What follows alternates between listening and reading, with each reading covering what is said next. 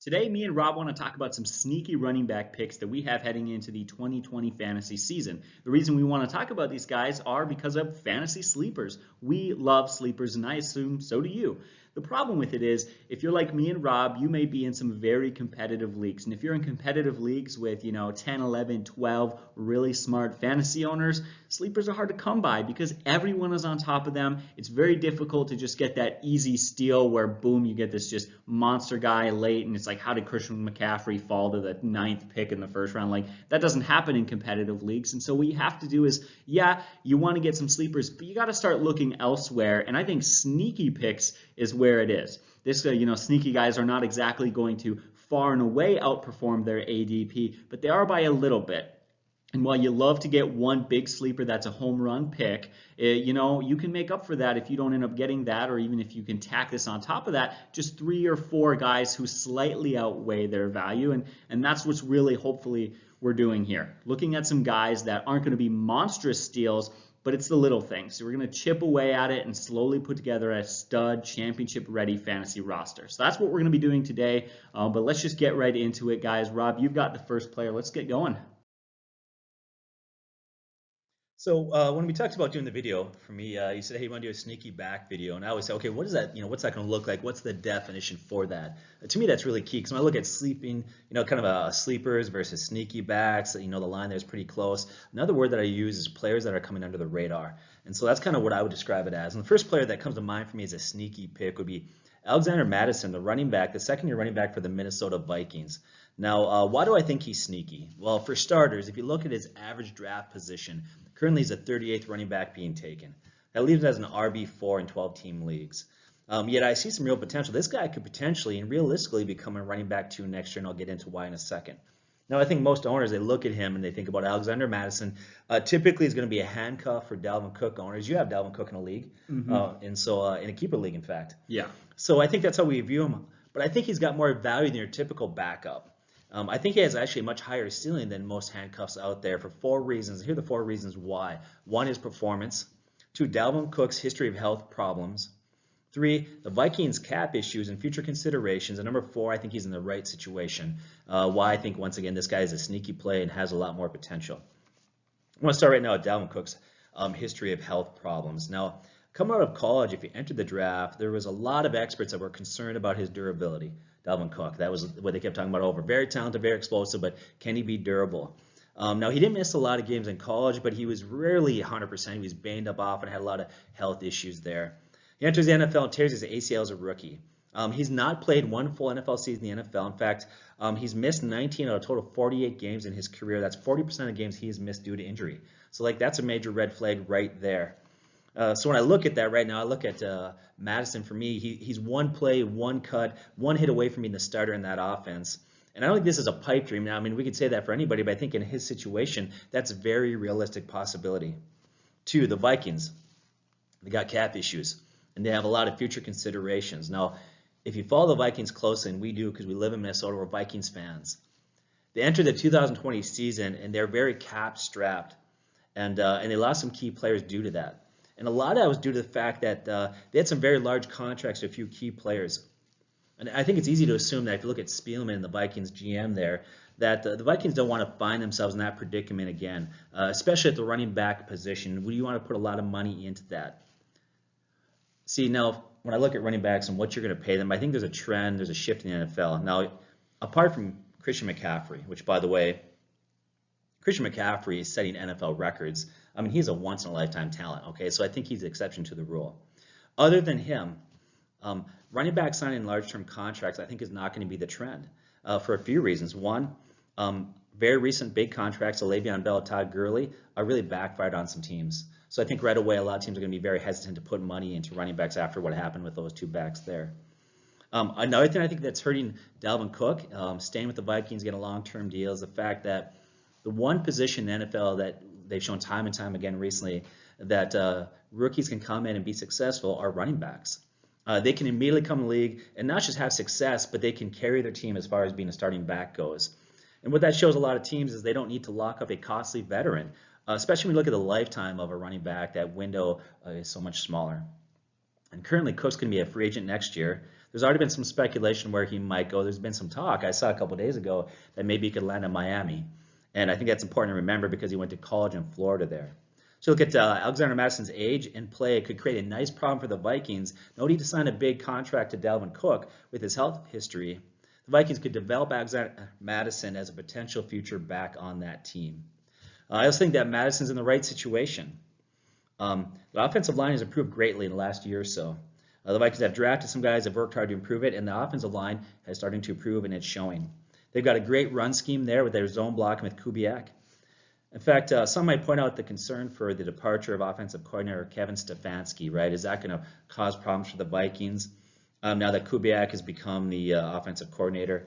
Personally, I feel very strongly in this. I did last year that I think losing Stefanski and now having Kubiak as offensive coordinator doesn't hurt the team. In fact, I think it makes us better. I've said it last year, actually, in one of our videos. I said in our videos last year, if you watch us, that Kubiak is really the key to that offense. And sure enough, his scheme, running game, the zone blocking scheme that he has immediately turned around a Vikings running game that was terrible. Last year, the Vikings offensive line was ranked 6th in run blocking. They were 6th in rushing yards in 2019, which is a drastic and dramatic increase from 2018 when they were 30th the year before in the league. They turned things around quite a bit there. I think it's important you have good supporting weapons around you. I don't care how talented you are. If you don't have good talent, you're not going to be successful. You're not going to be productive. I think about Todd Gurley.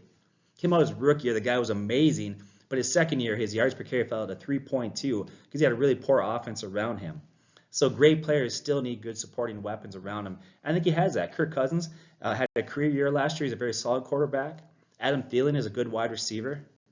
Kyle Rudolph is a solid tight end. Then you add to that a guy that I like personally quite a bit, which is tight end Irv Smith. I feel like tight end Irv Smith is going to be a great offensive weapon in the NFL. So that gives the Vikings some solid weapons to keep those defenses honest. And then if you look at the final thing here is you look at Alexander Mattison's performance last year. It was very solid as a rookie. 4.6 yards per carry, he had 462 total yards. He finished 16th in the league in yards after contact, which is solid among qualified backs. He was 26th in the loose rating, and he was 3rd in breakaway percentage. If you look at Pro Football Focus breakaway percentage, it shows which runners earn the highest percentage of yardage on big plays, which is 15 yards or more. Now, 4 times last year, he did receive double-digit carries, and I think for me that's a good test. Like, okay, yeah, it's one thing if you get 3-4 carries a game, you have great yards per carry, that can be very situational. But what does he do when he gets the ball, gets the rock a lot? Well, 4 times last year, he had double-digit carries, and to me that's a good test if he can handle an expanded role. In those 4 games with double-digit carries, he had 53 carries for 228 yards and a 4.3 yards per carry. That's very solid, especially when you consider the fact that he's a rookie. And physically, I think he's got the body that can handle playing on all 3 downs. He's 5'11", 220. Now, I do say this. I do think he's got a little more value next year in probably dynasty leagues as you project to 2021. And the guy's still really young at 21 years old. It means he's got room to grow. Now, I want to make sure I say this because I know some people are going to think that I'm saying he's better than Dalvin Cook. I'm not saying that. Okay? He's not as talented and he's not as explosive as Dalvin Cook. Okay? Let's put that out there. But he come very cheap for you. And he could be a strong running back to play if things fall his way. So that's my first guy. Any thoughts on that? The only thought I have to add to that is from a fantasy philosophy perspective, there are so many people who they don't want to think about injuries. With I can't predict injuries, so I'm not going to worry about it. That's the attitude that people have. And yet injuries can absolutely screw your season. You have had the unfortunate luck one year. You had 2 top 5 PPR running backs that year. It was Le'Veon Bell and Jamal Charles, and they both got hurt. Am I not correct? Yeah.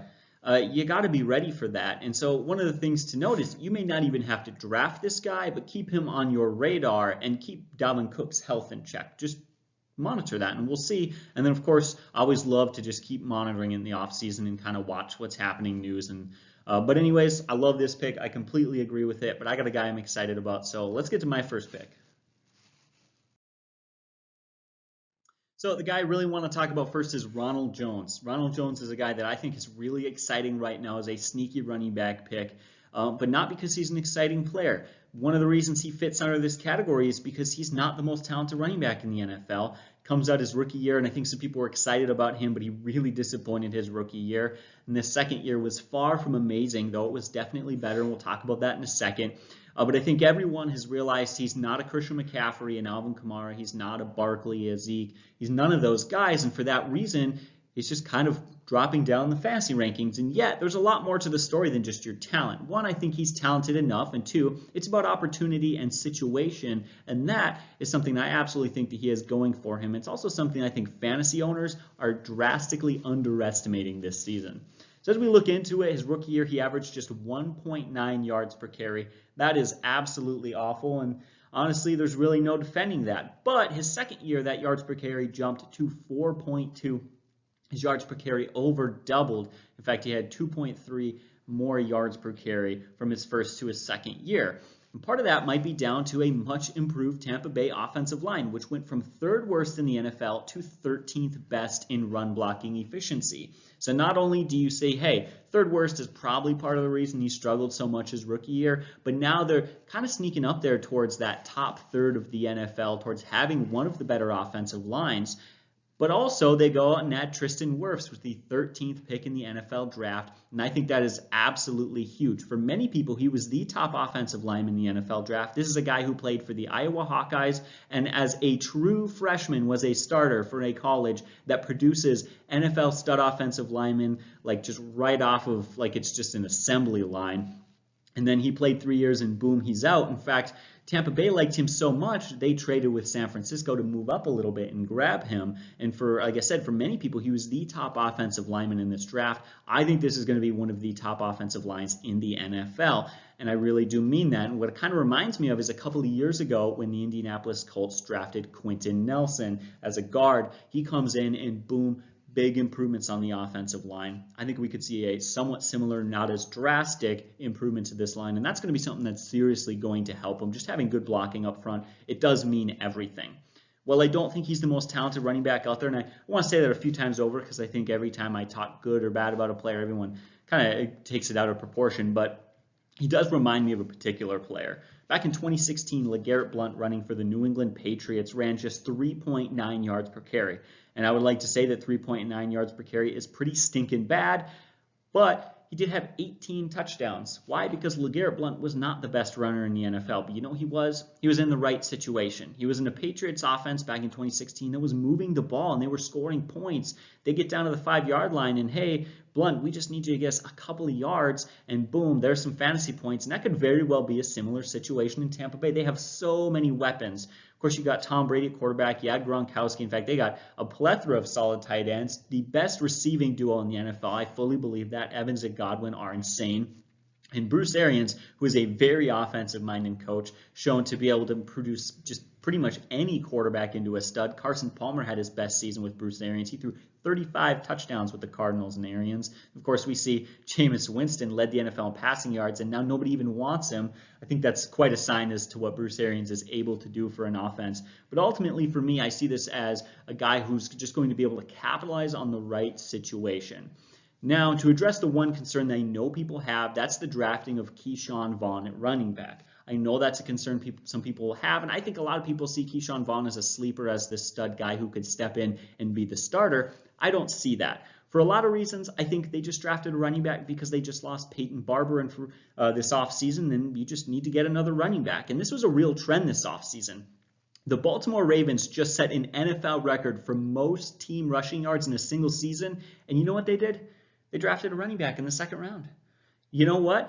Aaron Jones just exploded onto the scene and finished as the second highest PPR fantasy running back last year. And what did they do? They also drafted a running back in the second round. Seems very common for a lot of teams. The Colts, Marlon Mack just had his first 1,000-yard season, and they drafted a running back. You know how many teams in the second round drafted a running back, and yet the Tampa Bay Buccaneers waited till the third round. Seems very interesting that the Ravens would take a running back in the second round and the Bucs would wait till the third round. That shows for me that I don't think they feel like they needed a running back quite as much as some people are excited about Keyshawn Vaughn, who is not the top prospect in the draft. It's not like they went out and added a Jonathan Taylor or a lot of other guys like that who I felt like could step in from day one and be a very talented player. But Rob, I want to hear if you have any thoughts on this, because that's, for me, it's all about situation. He's a talented enough running back in an amazing situation. Yeah, the guy disappointed the first year undoubtedly. We don't even need to talk about that. He was brutal. But the coach is really pleased with his hard work and the progress he made last year. His progression was good and solid, trending in the right direction. I love that. And we talked about supporting cast. Well, he's got a great supporting cast. This guy's not going to see a lot of loaded boxes, right? Like he's an afterthought in that offense. And so, yeah, I think he's in the right situation. So, yeah, I feel like it's a real solid pick. All right, well, that's Ronald Jones. Rob, let's get to your next guy. So maybe I'm going to cheat here a little bit. I didn't go with a sneaky player, but I went with a team. And maybe that's not fair, but I'll tell you why I do this. I think often finding sleepers or sneaky players is more about watching and finding the right situation than it is finding the right players. So for me, a sneaky situation out there that could have huge value is the Jacksonville Jaguars running back situation. Now, obviously, when I talk about that, obviously I can't mean watch Leonard Fournette, right? Like that's a no-brainer. Currently, he's a team starter, clear-cut starter. And they didn't draft any running backs. You talk about a team that could have drafted a back, and they didn't. But for me, I think there's a back on here that could rise to the top and surprise many others, and surprise a lot of people, and you could get yourself a nice sleeper or a sneaky back, whatever you want to call it. And it could fall right in that category. An example of this, I would say, is the undrafted free agent Arian Foster in 2010, who turned out to be a great running back there. Now, what opens the possible door for a running back to sneak out of that pack other than Leonard Fournette? What could happen? Why do I think that? Well, one reason why I think that could happen is the Jaguars have declined their option on Leonard Fournette for 2021. They made it pretty clear they're not going to bring him back, at least not currently as it stands. They have no plans on bringing him back in the future there. I think there's two reasons why that's happening, why they're not going to bring him back. One is his performance, and two is chemistry.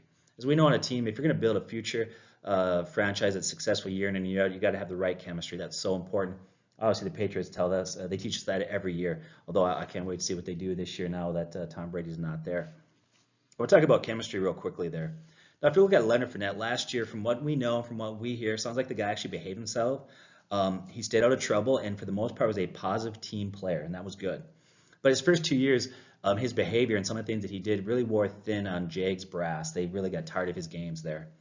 He had a fight in a game against the Buffalo Bills. He had a one-game suspension. There's a lot of rumors going around there for the first 2 years that front office was not pleased with his behavior, his commitment to the team and the game. A lot of it actually boiled over in a 20-3 loss to Houston on the final game of his season there.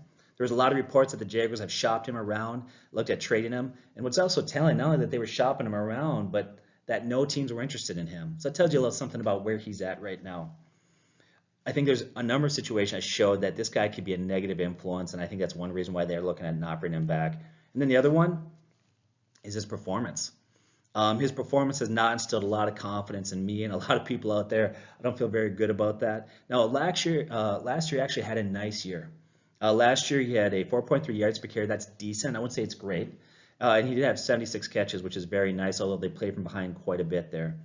But if you look at the metrics, he was 51st in running back rating by Pro Football Focus. That's not very good to be 51st. That takes a lot of things into account: elusive rating, breakaway speed, context, yards after contact, you name it. It takes a lot of metrics into account there. And he was 51st, so that's not very good there.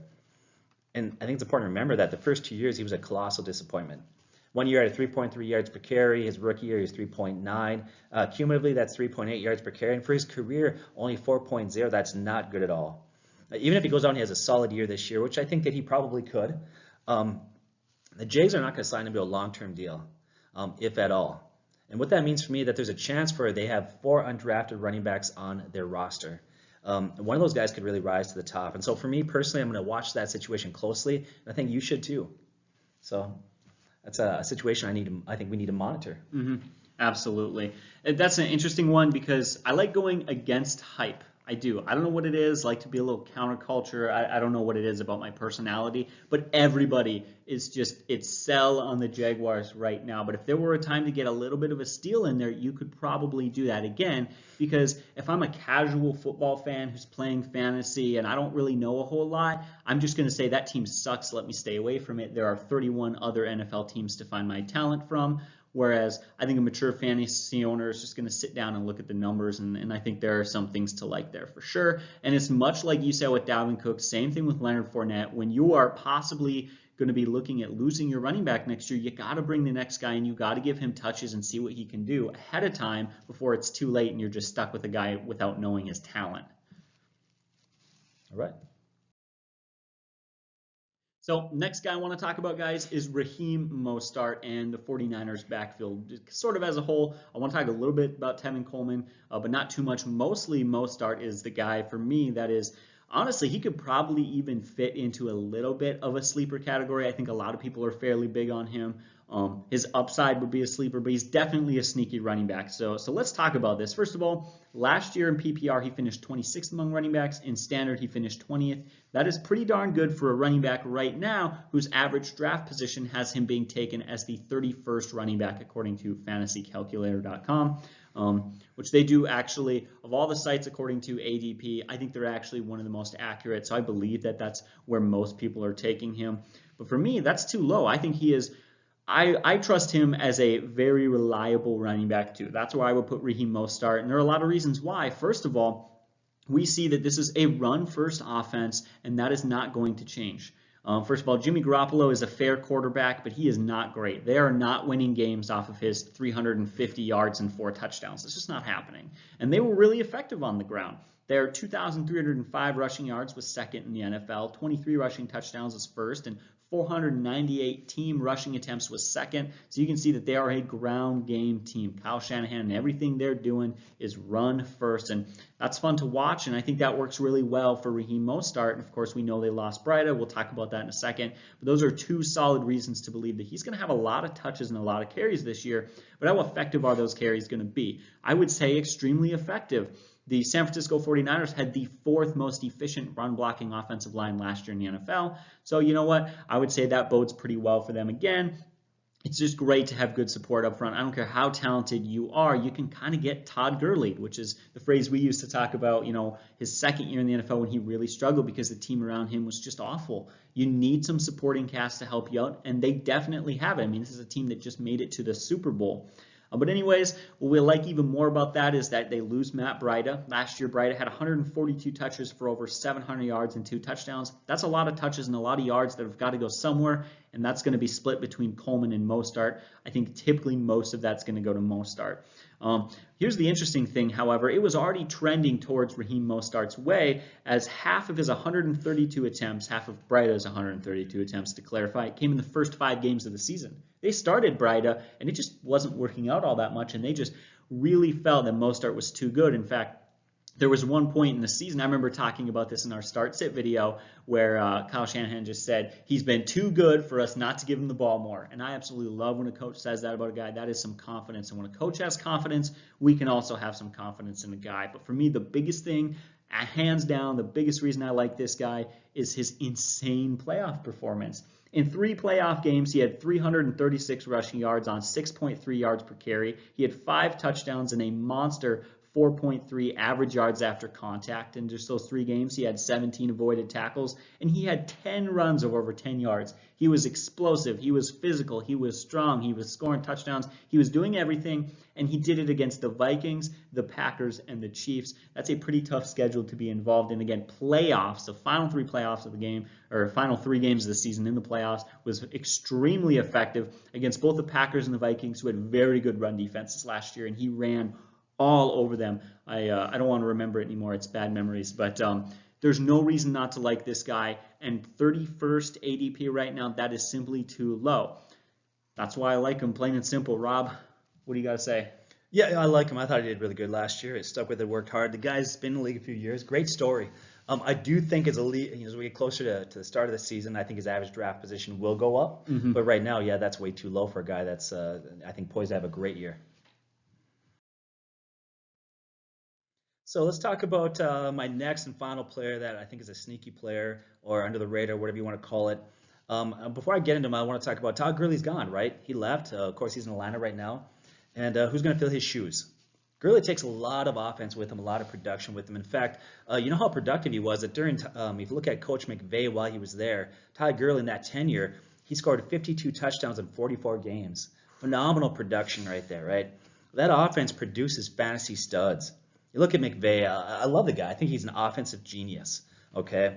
The year before he took over the Rams, they were bad. It's not like he inherited a great offense. In fact, the year before he took over, it was led by Fisher. They had a league-low 14 points per game. That's brutal. But since he's taken over, right, in 2019, which, by the way, was their worst year, they scored 24.6 points per game. That's 11th in the league. 2018, they scored 32.9. That was second. In 2017, 29.9 points per game. That was first. Under McVay as a coach, right, during his reign, his 3-year reign that he's had, they're averaging 29.1 points per game. That offense produces, bottom line. And they're going to produce again this year. They'll make adjustments. I think they'll be fine. So for me, the player that's going to fill his shoes is going to be second-round running back Cam Akers. That's what I believe. I'm kind of surprised, honestly, because right now, a lot of people are looking at Darrell Henderson, Malcolm Brown is going to be the guys that fill his shoes, and I don't quite understand that. I could get into the production and numbers. I didn't get into it a little bit, but they have not been that effective. They haven't been that productive, efficient, you name it. They're not that good. And here's why I think Cam is sneaky. His current average draft position is 51st running back being taken. That means he's an RB5 in 12-team leagues. 51st running back in one of the most innovative offenses in the NFL where, let's be honest, he's going to become the starter there. Unless something drastically goes wrong, I think he'll become the starter there. Now, I think as we get closer to the season, like I said with Raheem Mostert, I do think his average draft position will rise and he will get better. But right now, it's not that high. My money's on him. And yet, obviously, other owners out there, for whatever reason, are just not paying attention to this guy when he's being taken 51st. Now, coming out of FSU, the former second-round pick, he didn't maybe shine like a lot of players out there, but FSU had a bad offensive line. They had a very unimaginative offensive scheme. That's not going to be the case in LA. He's got very quick feet. He's got good hands. He's very strong in the passing game, which if you're going to be a running back in this offense, you better be able to catch the ball. You better get out in space and do things with it, and he can do that. He's also got some other skills that he has there. He actually has some wildcat skills and quarterback skills there. I think it'd be fun to watch him as a playmaker. So he's a guy that right now people are overlooking. He's under the radar. He's a sneaky player, whatever you want to call it. My money is on Cam Akers to win that job and get a lot of that production that Todd Gurley left behind. Yeah, that thing I want to add to this is little X's and O's talking about, just what that offense is like. I think there are offenses that have very talented running backs, and so they use them. That's not necessarily 100% the case with the Rams. I think they want to use their running back no matter who the guy is. That offense is built around whoever the running back on the field is. Not only do they throw to their running back a lot, they love to run the ball. They love to run it, especially in the red zone. But Jared Goff actually had the most play-action passing yards last year of any quarterback in the NFL. They are extremely dependent on the guy in the backfield. And when Henderson and Malcolm Brown are averaging 3.7 and 3.8 yards per carry alike, it's clear they needed a new option.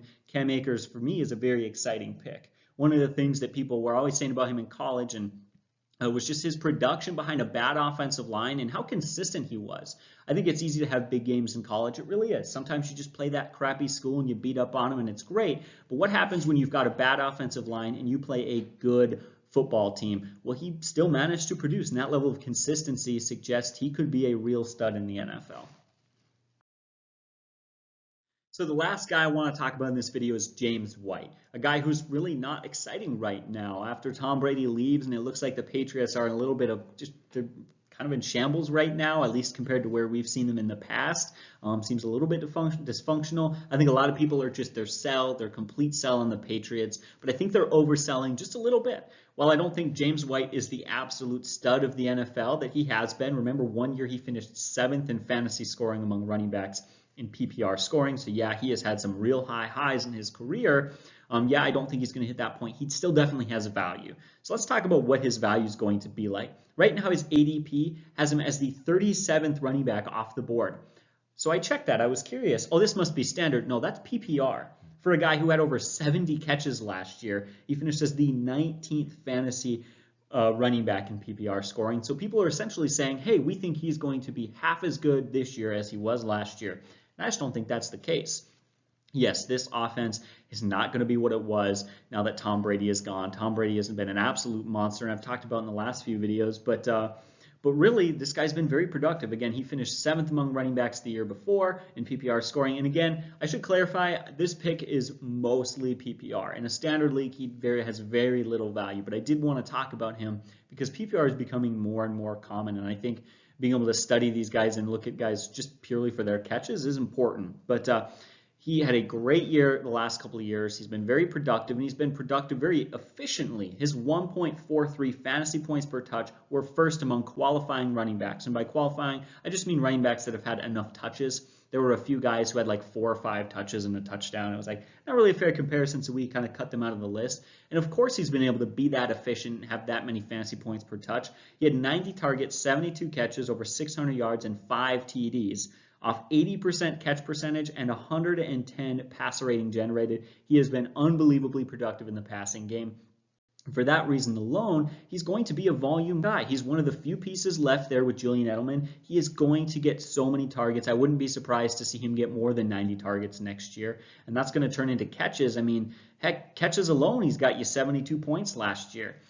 Yes, that offense is a concern for me, but the way I see it, we've got a couple scenarios that can happen. One, that team struggles, they fall apart, and things are a mess, but he gets garbage time stats and a lot of targets as one of the few talented players out there. Or two, we find out that the Patriots have got a few more tricks up their sleeve and they're as talented as they've ever been, and then we've got no concerns and nothing to complain about. What I do know for sure is you've either got a young starting quarterback in Jarrett Stidham, who has thrown just 4 career passes, or a veteran quarterback in Brian Hoyer, who has changed teams 9 times in his NFL career. I can tell you something right now, both of those guys will be looking for a safety blanket when they get out on the field, and that is going to be James White. So in a standard league, I'm not very huge on him, but in a PPR league, as a safe pick to round out your running backs, as a high running back 3 or a low running back 2, that looks pretty good to me. I'll definitely take James White.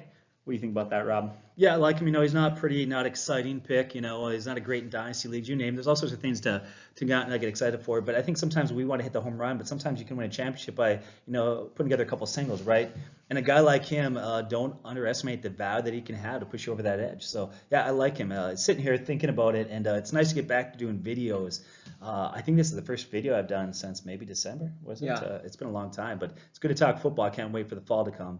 And so well, it's nice to have you back in the videos. It's nice not have to do all the research to cut it in half. And honestly, I feel better now. Just talking about 3 guys, I felt like I was able to really break them down a little bit better. But anyways, it's nice to have you back. And guys, thank you so much for watching. We appreciate your support. And as always, leave some comments down below. I've been trying to do my best to answer them. I've been working a lot, but usually on my break and on my way home and stuff like that, I'm trying to check and answer some comments. But as always, guys, thank you so much. You have a great day, and God bless.